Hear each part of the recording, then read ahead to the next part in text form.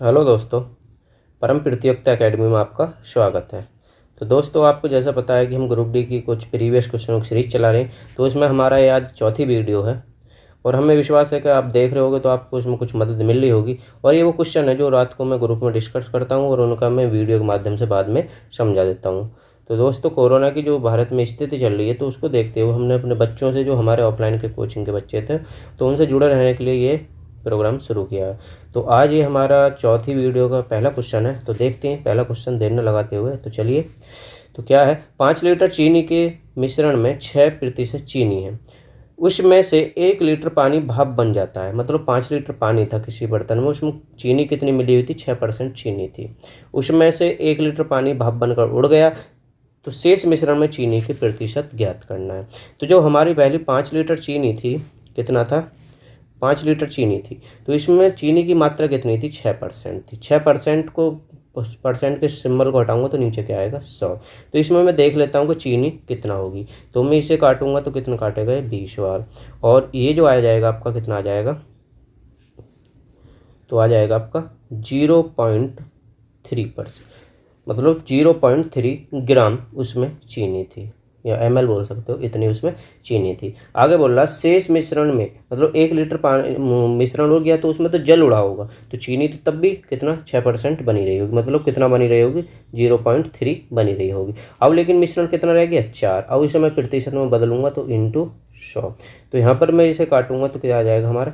25, और 25 थी 75, तो कितना आ जाएगा? 7.5% क्या रह जाएगी उसमें बाद में? 4 लीटर में चीनी की मात्रा हो जाएगी, क्योंकि पानी घट गया, पानी तो वाष्प बनकर उड़ गया, तो चीनी की मात्रा पानी के अकॉर्डिंग फिर बढ़ जाएगी। तो इसमें ऑप्शन कौन सा होगा? हमारा बी होगा।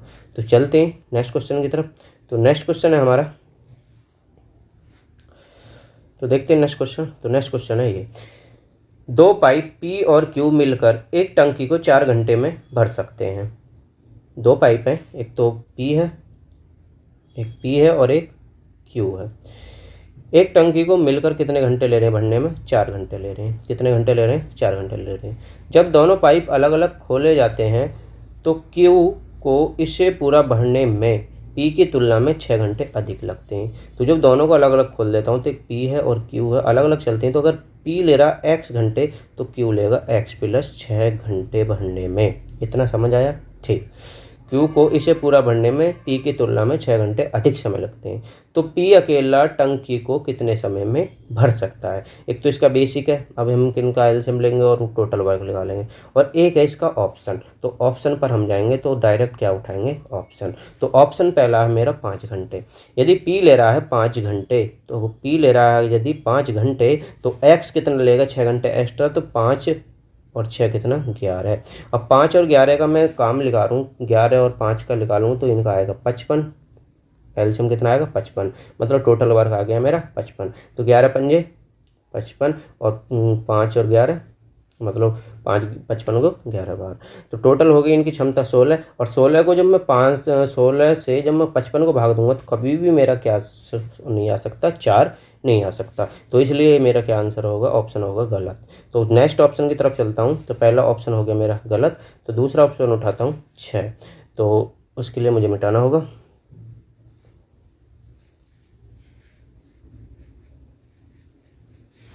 तो देखते हैं नेक्स्ट क्वेश्चन, नेक्स्ट ऑप्शन। तो यहाँ पर 4 था, तो नेक्स्ट ऑप्शन में उठाता हूँ। तो नेक्स्ट ऑप्शन में क्या है? 6। यदि पी 6 घंटे ले रहा है तो ये कितना लेगा? 6 और 6 12 लेगा। मतलब इसने 6 घंटे लिए तो ये 6 6 12 लेगा। अब मैं पी क्यू ले रहा 12 घंटे और पी ले रहा 6 घंटे, इनका मैं काम लगा रहा हूँ तो कितना आ जाएगा? 12 आ जाएगा। और यहाँ पर कितना आ जाएगा? एलसीएम 1 और यहाँ पर आ जाएगा 2। दोनों मिलकर कितने घंटे में कर रहे हैं? 4 घंटे में। और दोनों की क्षमता कितनी है? पी प्लस क्यू की क्षमता है आपकी 3, और 3 बराबर कितना है? 12। तो कितने दिन में कर देंगे? 12/3, और इंटू पर मतलब काटेगा तो कितने दिन में कर देंगे? 4 दिन में। तो यहाँ पे हमारा सॉल्यूशन मतलब ऑप्शन नंबर बी सही है। तो इस ऑप्शन को मतलब दोनों कितने दिन में कर रहे हैं? 4 दिन में। और यहाँ से हम ऑप्शन बी को उठाते तो वो भी हमारा कितना आता है? 4 दिन। तो इसलिए ऑप्शन हमारा होगा ऑप्शन बी। बाकी सभी ऑप्शन को आप पुट करोगे तो उनसे क्या आएगा? गलत ही आएगा। तो चलते हैं नेक्स्ट सवाल की तरफ।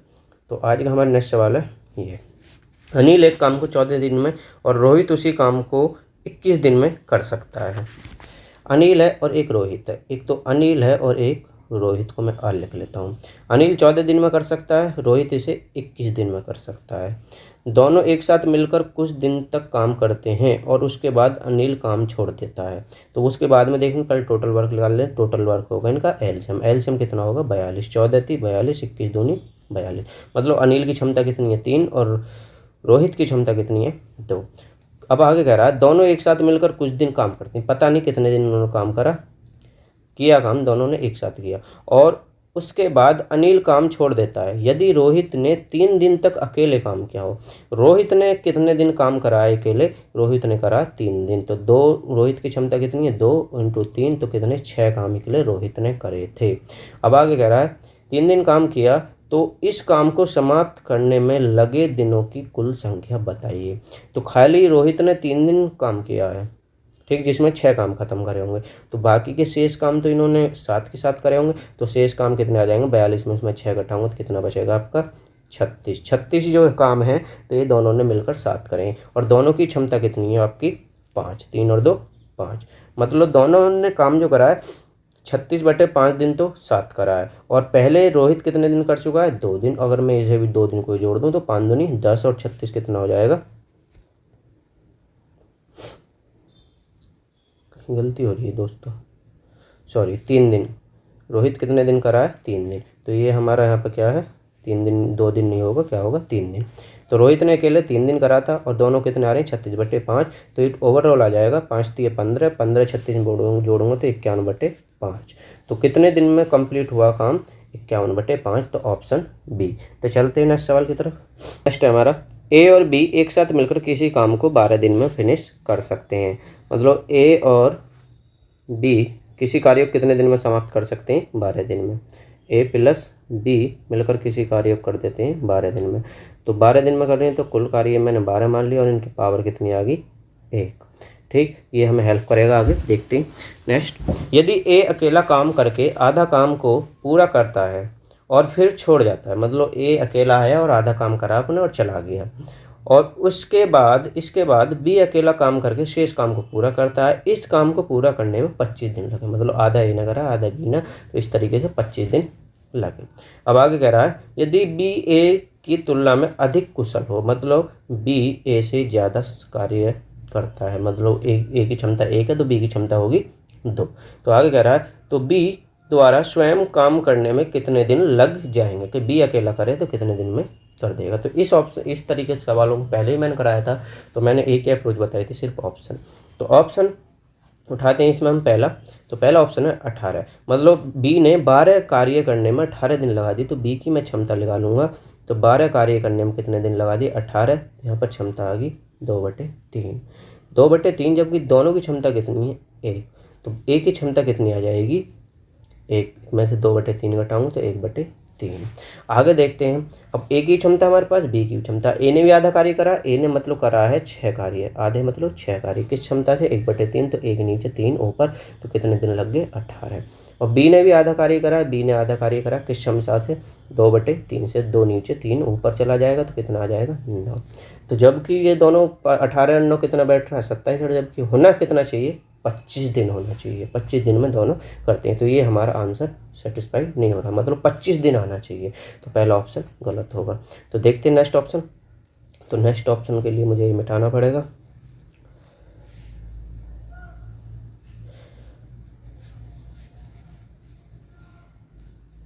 तो दोस्तों जो इसका एक्यूरेट ऑप्शन है मैं वो देखता हूँ। तो ऑप्शन है इसका सी। देखते हैं सेटिस्फाई करके, और बाकी का आप चेक कर सकते हो, बाकी के ऑप्शन आप चेक कर लेना, और जो मैं ऑप्शन है वो करा देता हूँ। तो पहला ऑप्शन हमारा गलत था। दूसरा ऑप्शन देखते हैं हम सी। तो इसमें कह रहा है कि यदि बी अकेला 20 दिन में करेगा तो कितने कार्य करेगा 12 कार्य, कितने दिन में 20 दिन में, सॉरी कितने दिन में 20 दिन में, तो कितने दिन में करेगा 20 दिन में। तो यहाँ पर बी की क्षमता कितनी आ जाएगी 3/5। तो ए की क्षमता कितनी आ जाएगी, ए की क्षमता आ जाएगी 1 में घटाऊंगा 2/5। अब ए भी आधा कार्य कर रहा है, ए का आधा कार्य का मतलब 6 कार्य करे, टोटल तो 12 कार्य हैं, 12 में से 6 करेगा, और किस क्षमता से करेगा ए 2/5 से, तो 2 नीचे 5 ऊपर, तो यहाँ से कितना आ जाएगा, ये कितनी बार काटेगा 3 बार, 3 पंजे 15, यहाँ से आ गया 15 दिन। नेक्स्ट बी करेगा आधा कार्य, बी करेगा 6 कार्य, किस क्षमता से करेगा 3/5, तो 5 ऊपर और 3 नीचे, तो यहाँ से कितना आ जाएगा, ये 2 बार काटेगा और 10। और दोनों के कार्य करने में कितने दिन लग रहे हैं, ए प्लस बी का जो समय लगा कितना लगा, 25 दिन। और 25 ही दिन क्या बोला उसने, सवाल में बोला कि कितने दिन में लगते हैं, 25 दिन लगते हैं। तो हमारा ऑप्शन कौन सा सेटिस्फाई हो रहा है इसमें, सी, ना ही बी बैठेगा और ना ही डी बैठेगा। तो इस विधि से भी सवालों को करने में मात्र 25 से 30 सेकंड लगेंगे, इससे ज़्यादा टाइम नहीं लगेगा। अभी तो मैं समझा रहा हूँ इसलिए ज़्यादा टाइम लग रहा है।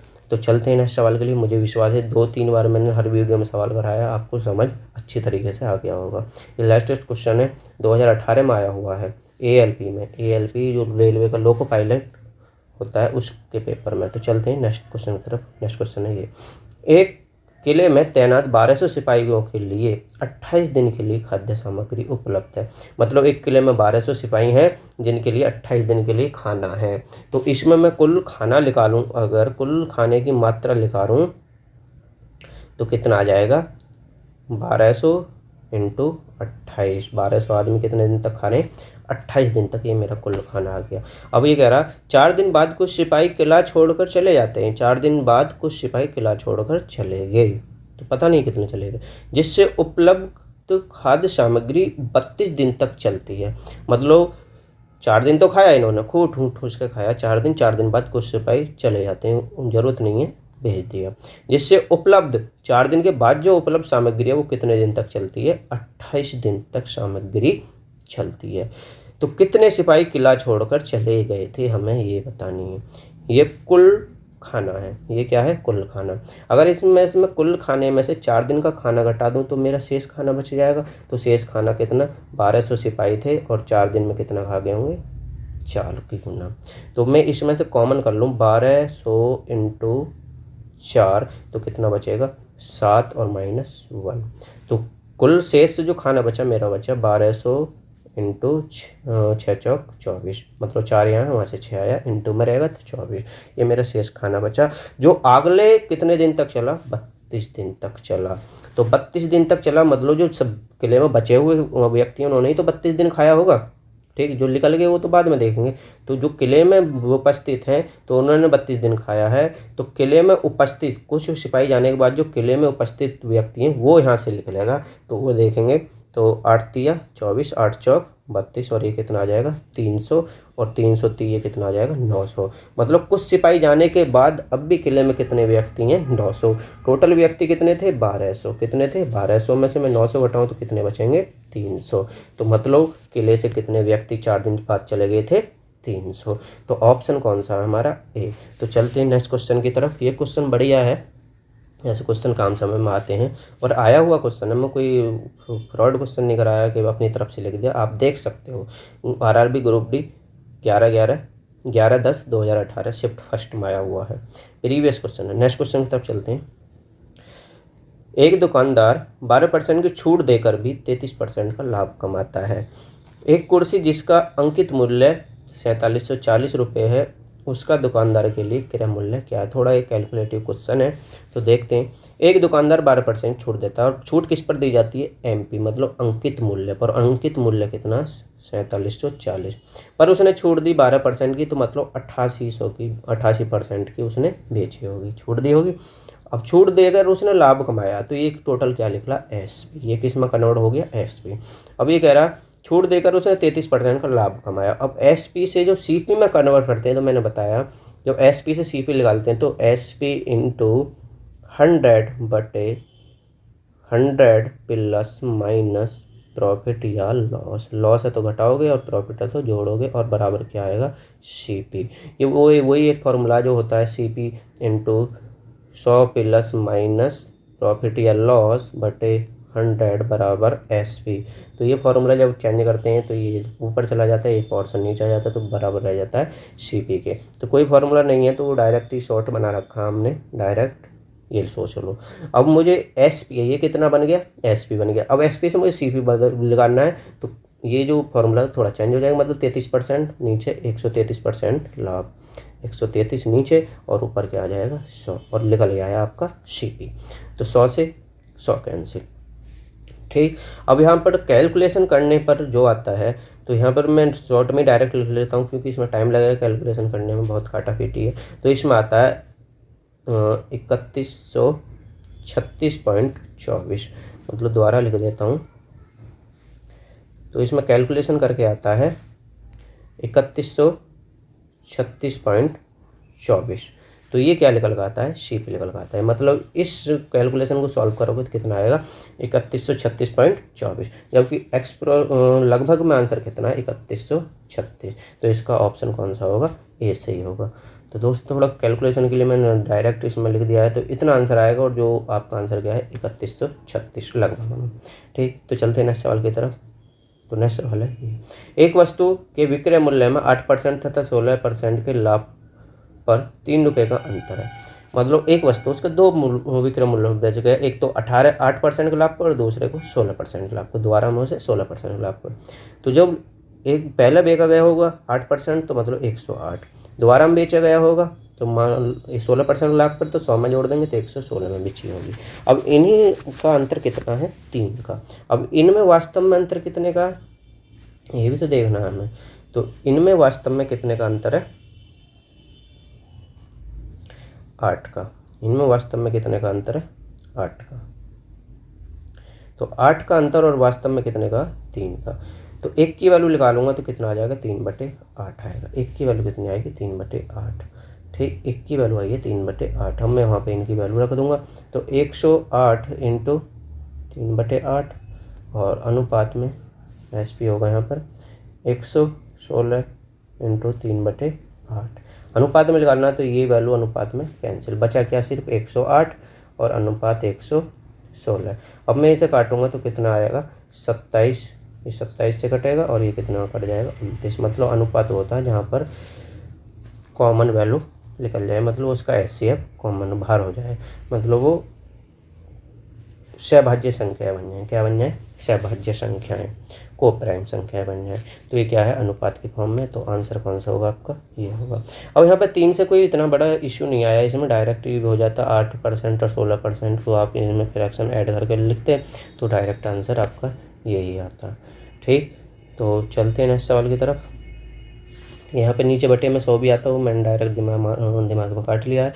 तो नेक्स्ट सवाल देखते हैं। तो नेक्स्ट सवाल है हमारा ये, 1 घंटा 1 दिन के कितना प्रतिशत है। 6 घंटा 1 दिन का कितना प्रतिशत है, 6 घंटा का लगाना है। 6 घंटे 1 दिन मतलब 24 घंटे का, कितने का, 24 घंटे का। प्रतिशत लगाना है इंटू 100, तो कितना आ जाएगा, 6 चौक 24, और ये कितना आ जाएगा 25%। बहुत नॉर्मल सा सवाल था, और ये भी देख लो ग्रुप D में आया हुआ है 2018 शिफ्ट फर्स्ट। तो चलते हैं नेक्स्ट सवाल की तरफ। तो नेक्स्ट सवाल है ये, 17 गेंदों को 720 में बेचने पर 5 गेंदों के विक्रय मूल्य के बराबर हानि होती है। ध्यान रखना, लॉस हो रहा है, क्या हो रहा है, लॉस। तो ये सवाल इस टाइप के मैंने बताए, तो इसे दोबारा देख लेते हैं। तो 17 गेंद मैंने 720 में बेची, तो 5 गेंदों के बराबर विक्रय मूल्य के बराबर लॉस हुआ है, विक्रय मूल्य के बराबर लॉस हुआ है। तो मतलब लॉस कितना है, 5 CP के बराबर है। लॉस कितना है, 5 CP के। मैंने ये बोला था कि जो लॉस या प्रॉफिट है वो जिसके बराबर होगा, CP या SP, तो उसी का अकॉर्डिंग चल रहा है। माना, हाँ मानना पड़ेगा, थोड़ा मैथ वाले बाबू में तो मानना तो पड़ेगा ही। माना 1 गेंद का CP कितना है, 1 रुपये मान लिया तुमने। 1 गेंद का CP कितना मान लिया, 1 रुपये। तो इसके अकॉर्डिंग आपका प्रॉफिट भी कितना आ जाएगा, 5 रुपये। कोई दिक्कत होनी भी ना चाहिए। ठीक जी, कितना आ जाएगा, इसके अनुसार कितना आ जाएगा प्रॉफिट आपका, इसके अनुसार आ जाएगा आपका प्रॉफिट 5 रुपये। कोई दिक्कत नहीं। अब आपने 1 गेंद का CP माना 1 रुपये, तो गेंद कितनी है, 17। तो 17 गेंदों का CP कितना हो जाएगा, 17 रुपये। कितना हो जाएगा, 17 रुपये। अब आपको लॉस हुआ है कितने का, 5 रुपये का लॉस हुआ है, 5 रुपये का। और लॉस किस कंडीशन में होता है, जब SP बड़ा हो CP से, सॉरी मैं गलत बोल गया, जब SP छोटा हो किससे, CP से, तब होता है लॉस। मतलब आपका क्रय मूल्य तो ज़्यादा है और विक्रय मूल्य कम है, तो इस कंडीशन में क्या होगा, लॉस होगा। क्या होगा, लॉस। तो लॉस कितने का हो रहा है, 5 का। तो यहाँ पर SP कितना होगा, मैं 5 घटाऊंगा तो SP कितना होगा, 12। अब 12 गेंद हमें SP, ये रुपये में आया, 17 पर मत जाना, ये रुपये, SP 12 आया, और वास्तव में है कितना SP, 720।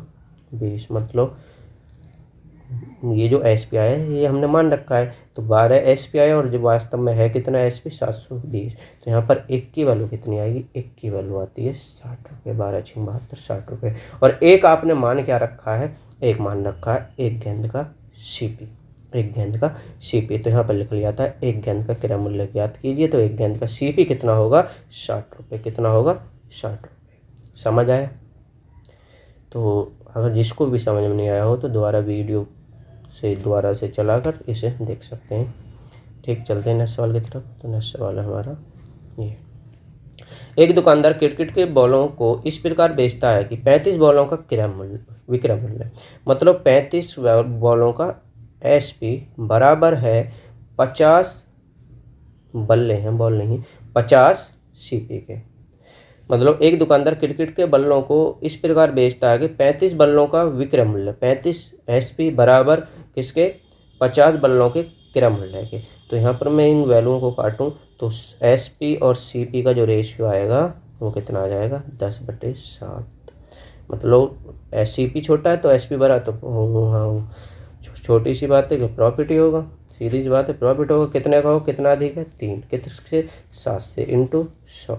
तो यहाँ पर मैं गुना भाग करूँगा तो कितना आ जाएगा, 300। तो क्या बार जाएगा, 4 4 28, और 20 बचा तो कितना, 2, और पॉइंट आ जाएगा 83। मतलब 42 का एक ही ऑप्शन है, ऑप्शन नंबर बी। पूरा कैलकुलेट करने की जरूरत नहीं है, सिर्फ 4 को आते के साथ ठोक दो आंसर। तो नेक्स्ट सवाल आपका ये है, यदि आयत की लंबाई 15% बढ़ाई जाती है तो लेंथ जो है वो कितनी बढ़ा दी, 15%। 15% का मैं फ्रैक्शन बना रहा हूँ तो कितना आ जाएगा, 3/20। मतलब पहले कितनी थी, 20, अब बढ़ा कितनी होगी, 23। पहले 20 थी, अब कितनी होगी, 23। आगे कह रहा है, और चौड़ाई 4% घटाई जाती है, तो जो चौड़ाई है बी वो कितना 20% घटा दी, तो 20% का फ्रैक्शन आ जाएगा आपका, आ जाएगा 20% का फ्रैक्शन बनाऊंगा तो 1/5। मतलब पहले 5 थी, घटा के कितनी कर दी, 4। तो ये पहले का क्षेत्रफल का है मामला और ये बाद का है। ठीक, तो पहले कितना बनना था, 100, अब कितना बनना है, 92। कितना बनना है, 92। तो घटा कितना, 8%। तो कितने की कमी हुई है, पहले 100 था अब कितना बना, सिर्फ 92। ये लंबाई है, पहले 20 थी 23 होगी।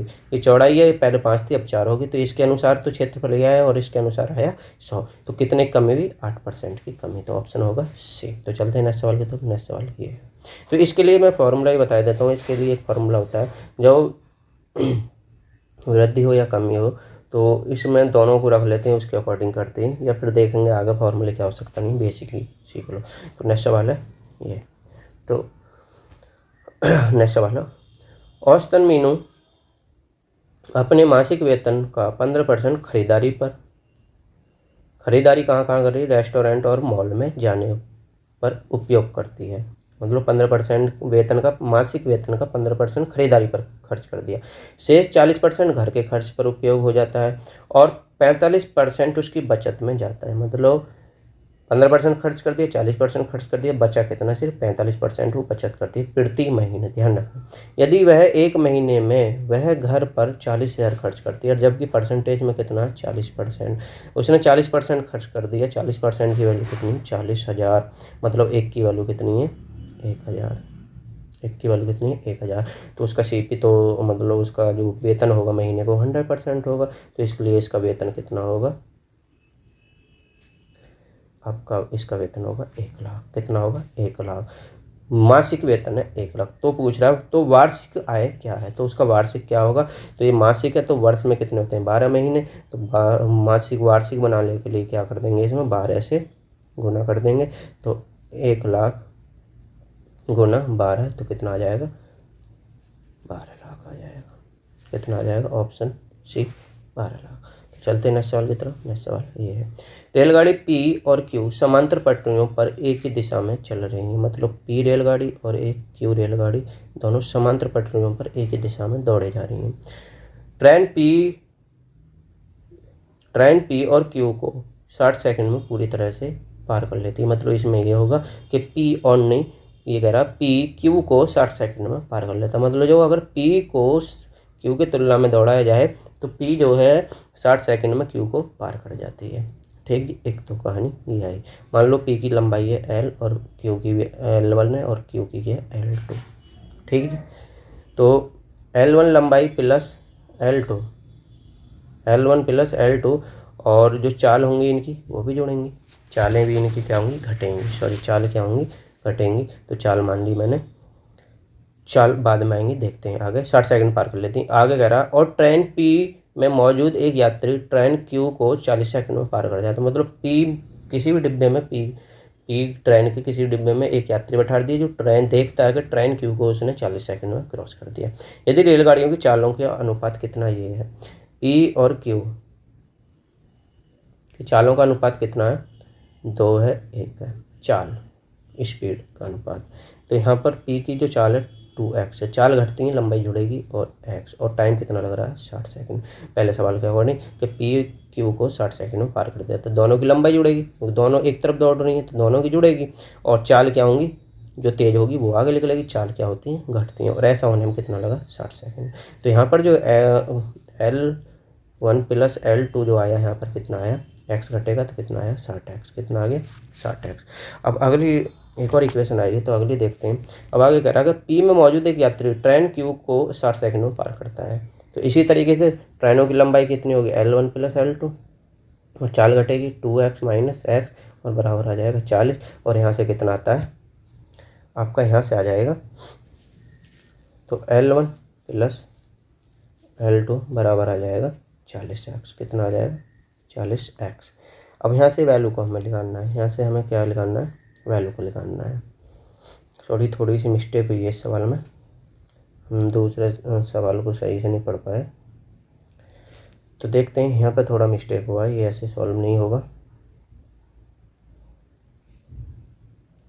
देखो ये फर्स्ट इक्वेशन आ रही है, तो दूसरी इक्वेशन में क्या करेंगे हम, अब दूसरी बार में क्या बोला, और ट्रेन P में मौजूद एक यात्री, ट्रेन P में सिर्फ व्यक्ति बैठा है, सिर्फ कौन बैठा, व्यक्ति बैठा, उसमें ट्रेन की लंबाई नहीं लेंगे, और Q को 40 सेकंड में पार कर जाती है। ट्रेन P में कोई व्यक्ति बैठा दिए तो इसमें P की लंबाई नहीं जुड़ेगी, ट्रेन P की लंबाई नहीं जुड़ेगी, क्योंकि इसमें सिर्फ आदमी की बात हो रही है, और आदमी की जो लंबाई होती है नगण्य मानते हैं, रेलगाड़ी में क्या मानते हैं, नगण्य मतलब 0 मानते हैं। कोई आदमी, खम्मा, पोल, तो इनकी लंबाई क्या मानते हैं, पेड़ की 0 मानते हैं। तो सिर्फ क्या होगा यहाँ पर L2 होगा, और L2 और चाल क्या होंगी, चाल तुम्हारी दोनों की घटेंगी, क्योंकि दौड़ कौन रही है, ट्रेन। तो 2x माइनस x बराबर कितना आ गया 40 आ गया, कितना आ गया 40 सेकंड। तो 40 सेकंड आ गया, तो यहाँ पे सॉल्व करूँगा तो L2 आ गया मेरा, कितना आ गया 40x, कितना आ गया 40x। तो L2 आ गया 40x, और यहाँ से मैं L1 निकाल लूँगा, तो 40 के यहाँ से वैल्यू घटाऊँगा तो L1 आ जाएगा मेरे यहाँ से फिर 20x। तो ये क्या आई है, इनकी लंबाई आई है, क्या आई है L1 L2। तो यहाँ पर अनुपात में रखूँगा 20x अनुपात 40x, तो कट के कितना आएगा 1:2, मतलब L1 अनुपात L2 आपका क्या होगा 1:2। तो सॉरी पहले गलत हो गया था, ठीक। तो इस तरीके से हमारा क्या जाएगा 1:2। तो चलते हैं नेक्स्ट सवाल की तरफ। एक व्यक्ति अपने घर से 2 घंटे में अपने कार्यालय तक पहुंचता है, मतलब अपने घर से चला 2 घंटे में कार्यालय तक पहुंच जाता है। वह 15 किलोमीटर घंटा की रफ्तार से कुल दूरी 1/4 साइकिलिंग से तय करता है। 30 किलोमीटर प्रति घंटा एक गति से के साथ बस द्वारा कुल दूरी का 1/2 और बाकी 5 किलोमीटर प्रति घंटा की रफ्तार से चलकर तय करता है। इस व्यक्ति की औसत गति बताइए। तो औसत गति के लिए क्या होता है फॉर्मूला, कुल दूरी बटे कुल समय। तो यहाँ पर देखते हैं, पहले गया वो साइकिल से कितना चल रहा है, साइकिल से जा रहा है 1/4 भाग, ठीक। तो साइकिल से जा रहा है वो 1/4 भाग। नेक्स्ट जा रहा बस से द्वारा जा रहा था 1/2, तो इसका हमने ले लिया एलसीएम। तो यहाँ पर जो आ गया 8, हमने कुल दूरी मान ली 8 किलोमीटर। कुल दूरी कितनी मान ली 8 किलोमीटर। अब इसमें वो विभिन्न वाहनों को प्रयोग कर रहा है, तो 8 किलोमीटर में से 1/4 भाग मतलब जो निकल का आता है 2, उससे गया है किससे, साइकिल से, मतलब 15 की रफ्तार से। तो ये दूरी बटे चाल, तो समय निकल का है बट बराबर, इसे एक्स मान लेता हूँ, एक्स में मैं तोड़ देता हूँ, ठीक। आगे 1/2 भाग जो बस से जा रहा है, तो यहाँ से निकल का आया 4x, और 4x किस रफ्तार से जा रहा 30 से, तो शेष बचा कितना 2x जा रहा 5 की रफ्तार से। तो ये आ गया कुल समय, और कुल समय बराबर कुल समय मतलब ले रहा 2 घंटे। अब मैं यहाँ से एलसीएम लूँगा, तो एलसीएम आएगा इनका 30। अब 30 को 15 क्या बार काटेगा, 2 बार, तो 2 दूनी 4x, कितना आ गया 4x, प्लस 30 को एक बार काटेगा तो 4x प्लस, और 5 कितनी बार काटेगा 30 को 6 बार, तो 6 दूनी 12, तो 12x बराबर कितना आ गया 2। तो 30 दूनी 60 और ये कितना हो गया 20x बराबर आ गया 60 और x बराबर आ गया 3। और जबकि दूरी कितनी है 8x, x की वैल्यू 3, तो डिस्टेंस कितनी आ गई 8 3 24, तो कुल दूरी आ गई 24। और जबकि औसत चाल का लिए x के लिए फॉर्मूला क्या है d/t होता है।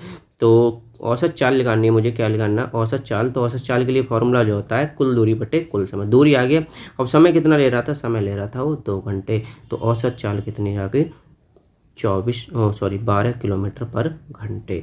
तो ऑप्शन कौन सही होगा, ऑप्शन नंबर बी।